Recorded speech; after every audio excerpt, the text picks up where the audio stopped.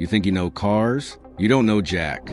Welcome to 15 car brands you never heard of, the hidden automotive layer buried beneath the familiar brands everyone knows. I'm talking about hand-built supercars from communist East Germany, Dutch track weapons with no driver aids, and British companies that still use within their chassis in 2025. This isn't just a list, it's a rescue mission for forgotten automotive history. Buckle up because we're about to go deep. Let's start in Denmark, a country known for minimalist furniture, not million-dollar hypercars. Yet in 2007, a small team of engineers in Presto decided the world needed a Danish supercar. The result? Zenvo. The Zenvo ST1 wasn't just a showpiece. It packed a 7.0-liter twin-charged V8, both supercharged and turbocharged, delivering 1,104 horsepower and a top speed of 233 miles per hour. Only 15 were ever built, each costing $1.2 million. But here's the kicker. Top Gear famously set one on fire during testing in 2014. Zenvo fixed the issue, but the PR damage stuck. Their newer TS1 GT and aggressive TSRS models feature a wild centripetal wing that actually pivots with the car's steering angle, actively manipulating downforce. It's genius engineering that looks like a glitch in real life. Yet despite being one of only 2 Danish car companies ever, Zenvo remains so obscure that even at Monterey Car Week, they park in the back lot. No billionaire backing, no Instagram hype machine, just pure, stubborn Danish engineering. As of 2025, they build roughly 3 to 5 cars annually. You have a better chance of seeing a unicorn than a Zenvo on the road. Communist East Germany, 1959. While the people waited 12 years for a rattling Trabant, a race driver named Melkus had a dangerous idea: build a sports car. In a Soviet-controlled command economy where innovation was suspect, Melkus was born. Using fiberglass bodies, revolutionary for the time, and 2-stroke Wartburg engines, Melkus built the RS 1000. It weighed just 1,500 pounds, hit 112 miles per hour, and looked like a baby Ferrari. State officials tolerated it because Melkus was a national racing champion, and the cars brought glory in Eastern Bloc motorsports. Between 1959 and 1986, they built only 101 cars. Each one was essentially handmade in a garage under constant surveillance.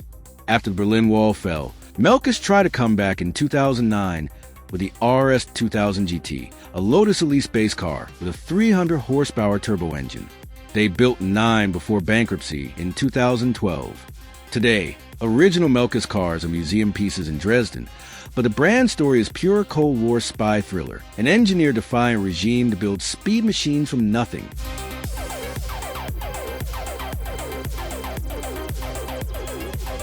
If you walk into a Ginetta showroom expecting leather seats and a touchscreen, you'll be handed a fireproof race suit and a helmet. Ginetta has been Britain's secret racing academy since 1958. Founded by the 4 Wauclet brothers, Ginetta's philosophy hasn't changed in 66 years. Lightweight, affordable, race-ready. Their G40 model starts at 35,000 pounds, less than a mundane BMW 3 Series, but a full FIA-certified race car you can drive to the track. What makes Ginetta obscure? They don't build road cars for Instagram. They build racers. The G55 GT4 competes globally, and their LMP3 prototype raced at Le Mans. But here's the fascinating part. Ginetta's Young Driver program has launched careers for pros like Lando Norris and McLaren's development drivers. It's a feeder team that sells cars. They produce about 150 cars a year in a tiny factory in Leeds. No automation, just British craftsmen. In 2024, they unveiled the G56 GTA, a 450 horsepower supercar you can daily drive if you don't mind no cup holders. Ginetta proves you don't need fame to be foundational. TVR. The name sounds like a TV network, but it's actually the initials of founder Trevor Wilkinson, a boy who dropped out of school at 15 to become a mechanic. By 1947, he'd built his first car in a wheelbarrow factory, because where else would you build a British supercar? TVR's golden rule: no driver aids, ever. No ABS, no traction control, no airbags. In the 1990s, They built the Cerberus Speed 12, a 1,000 horsepower monster so violent that TVR canceled customer orders after realizing it was undrivable on the street. Let that sink in. A car company so committed to purity, they refused to sell their own creation. The Sagaris, launched in 2005, had side exhausts that could melt the bumpers of cars next to you at stoplights. It was beautiful, dangerous, and sold for £50,000, undercutting Porsche by half. But quality control was lottery level, and when owner Nikolai Smolensky took over in 2004, he ran it into the ground. Bankrupt in 2006. Revival attempts in 2013 with the TVR Griffith flopped when investors vanished. As of 2025, TVR is legally alive but hasn't built a car in years.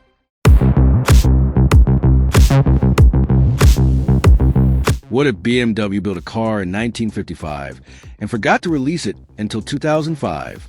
That's Wiesmann. Brothers Martin and Friedhelm Wiesmann founded the company in 1985 with a simple mission: build a classic British roadster using German engineering. Every Wiesmann used BMW M Division engines, from the 3.2-liter inline-six to the 5.0-liter V10 from the E60 M5. The MF5 had 507 horsepower, hit 60 miles per hour in 3.9 seconds, but looked like it should be driven by Sean Connery's James Bond. They called it the Gecko because it stuck to the road. The factory in Dulman had just 60 employees. Each car took 350 hours to build. They offered 23 paint colors and infinite customization. If you wanted your dashboard covered in ostrich leather, they'd source it. But the 2008 financial crisis killed them. Bankrupt in 2014. Briefly revived in 2016 with electric prototypes, but funding dried up again. Wiesmann remains a ghost brand, perfect cars that were a decade too late to market. Their used values? Skyrocketing. Because nothing combines vintage charm and modern reliability like a Wiesmann. Morgan Motor Company is a 115-year-old anachronism that refuses to die. Founded in 1910 by HFS Morgan, the company was famously family-owned for 109 years until an Italian investment firm purchased a majority stake in 2019. Their Plus 4 model uses a modern aluminum chassis and a BMW turbo engine, but it sits inside a hand-formed aluminum body built over that wooden frame. It's like putting a Tesla motor in a horse carriage, and it somehow works. The three-wheeler, canceled in 2021, was their biggest hit, 60 miles per hour in 4.5 seconds with a V-twin engine from an S&S motorcycle, mounted exposed on the nose. You could see the belt drive spinning next to your knee. In 2022, they replaced it with the Super 3, still with 3 wheels, still insane. Morgan builds 800 cars a year in Malvern, England. They survived world wars, recessions, and emissions regulations by being so small, they're legally a coach builder. In 2024, they launched Midsummer, a Barchetta with no windshield, limited to 50 units, each $150,000. It's a car for people who hate modernity. And somehow, there's a wait list. Saleen should be a household name. In 2000, they built the S7, America's first true supercar, 0 to 60 in 2.8 seconds, top speed 248 miles per hour. It had a 7.0-liter Ford V8 twin turbos, and a chassis so advanced it made the Corvette look prehistoric. Steve Saleen started in 1983 tuning Mustangs. By the 1990s, Saleen Mustangs were the go-to for racers who wanted Shelby performance without the Shelby price. But Steve wanted more. He wanted to beat Ferrari, so he built the S7. The S7 competed at Le Mans, won its class, and cost $585,000. But here's the tragedy. Saleen, the company, was hemorrhaging money. They built a follow-up, the S5 S-Raptor concept. Then the 2008 crash hit. Saleen Incorporated went bankrupt in 2009. As of 2025, Saleen remains a shadow of its former self, but still exists, with the legendary S7 standing as one of America's few true supercars, a lasting symbol of racing triumph and corporate turbulence.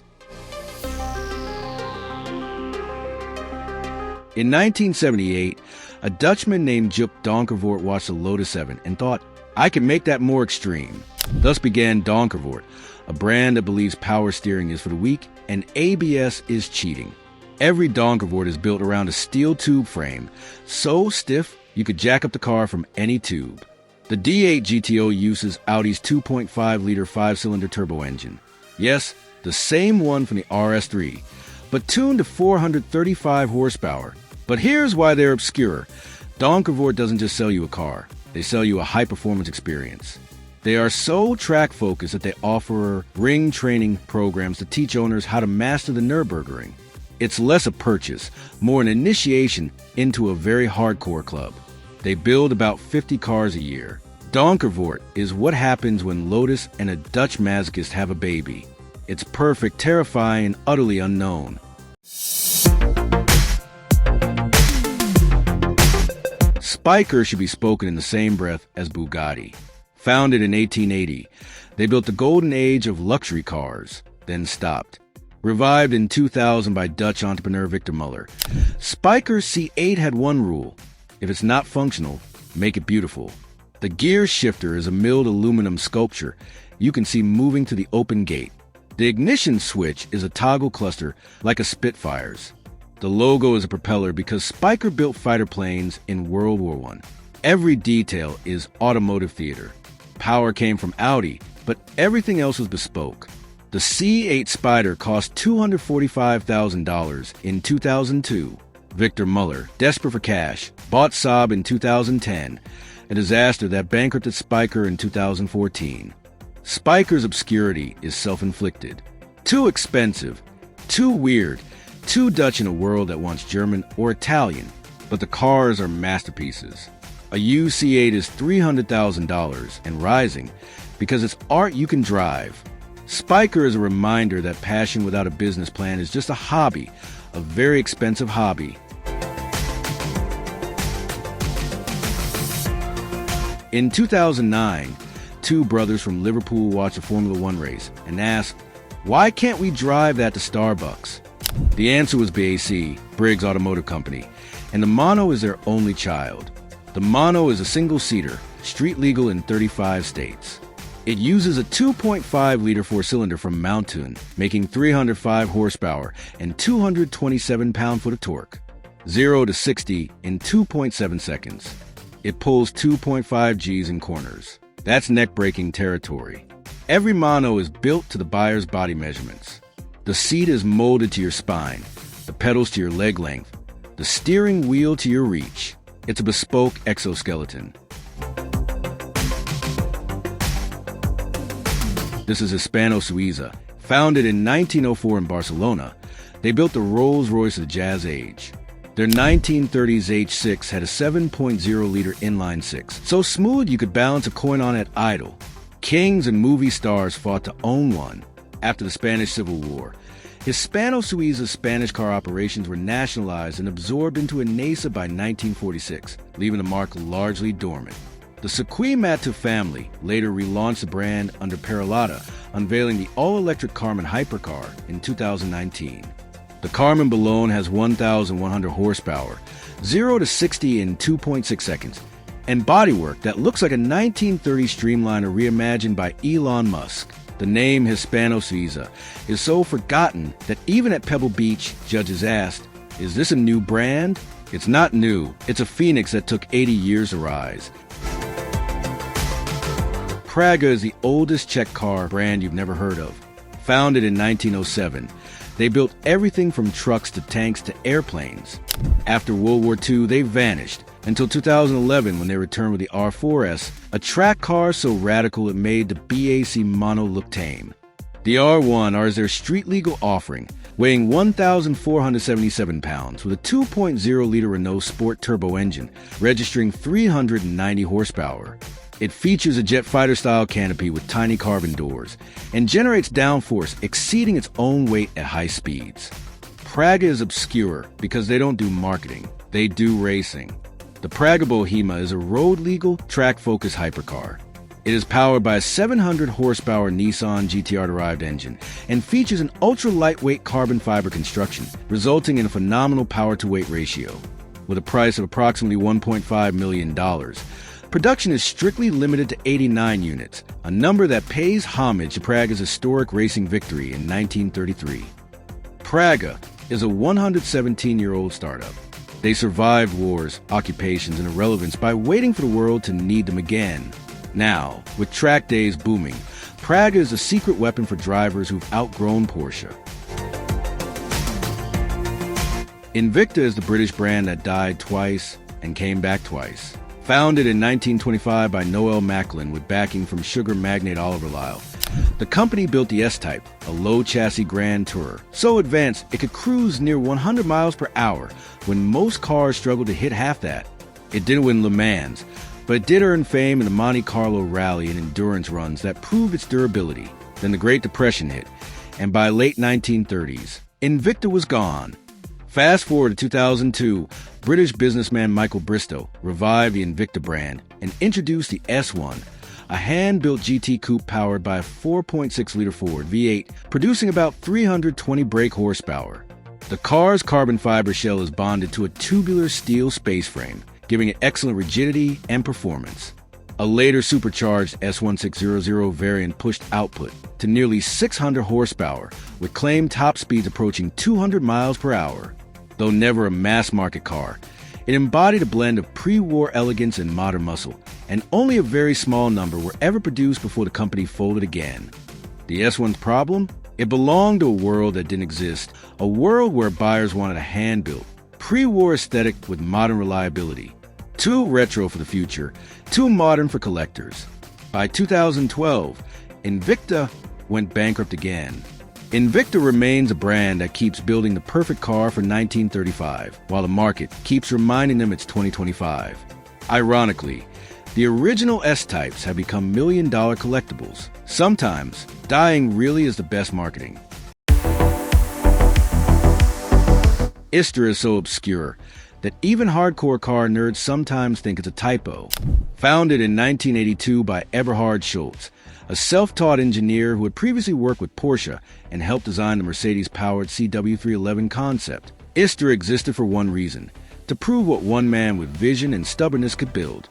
Between 1984 and 1993, Isdera hand-assembled roughly 30 units of the Imperator 108i. Inspired by the earlier CW311 concept, this gull-wing-doored V8 powered car had a top speed near 176 miles per hour. Isdera also produced a Spyder 036i, introduced in 1987, with a Mercedes 3.0-liter inline-six producing 217 horsepower and a top speed of about 163 miles per hour. A rare AMG-tuned 3.6-liter version existed, but only 14 Spyders were hand-built in total across all variants. The crown jewel was a 1993 Commendatore 112i, not commissioned by Mercedes-Benz, as rumor once claimed, but entirely Schultz's independent vision of a perfect supercar. It featured a 6.0-liter Mercedes V12, making around 408 horsepower, a 6-speed manual transmission, and even a rear-view camera in 1993. Only one was built, at a cost of about $450,000. Isdera never had dealerships. Customers contacted Schultz directly. He'd build your car by hand. The company quietly wound down in the mid-1990s, though Schultz never truly stopped tinkering. In 2021, the original Commendatore resurfaced, restored, and sold for over $1.3 million. Isdera remains a definition of a one-man dream, a boutique marque that existed simply because one engineer refused to stop believing in his machines. Artega is a German supercar that almost made it. Founded in 2006 by Klaus-Dieter Frers, an automotive industry veteran, Artega had one goal: build a Porsche Cayman rival that was light, rare, and distinctly German. The Artega GT debuted as a concept in 2007, with customer deliveries beginning around 2010.